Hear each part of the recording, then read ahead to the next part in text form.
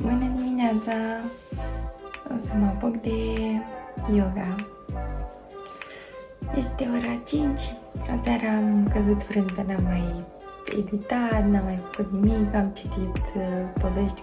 Prepar un aloe drink, sunt super mulțumită de băutura asta, care pe partea de tranzit e țaca-paca, deci m-am reglat super.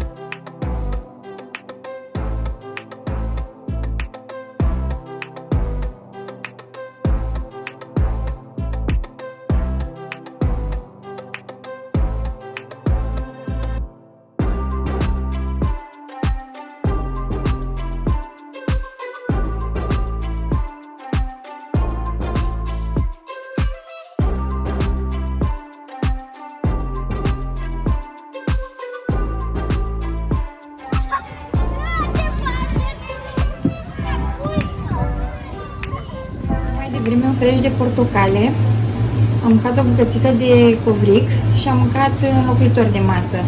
Eu am mâncat covric. Și tu ai mâncat covric și acum mănânc prunele. Ce faci azi, Minica? Lucrez la gheorghe. Faci un covăraș sau ce faci acolo? Da, fac un covăraș. Uite cât am făcut. Foarte frumos. Și încheiem seara, fiecare cu ce-l doare. Eu mai citesc din cărticica asta a mea, pentru că am participat la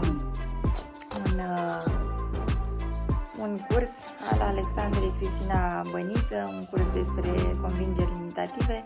Păi am cumpărat cartea asta și împreună cu alte fete participate facem un mastermind, pentru că nu, ca să se și fixeze informația, cel mai bine e să și practici, să folosești cartea ca un instrument. Deja la mine e toată subliniată și acum o iau iar la părinți.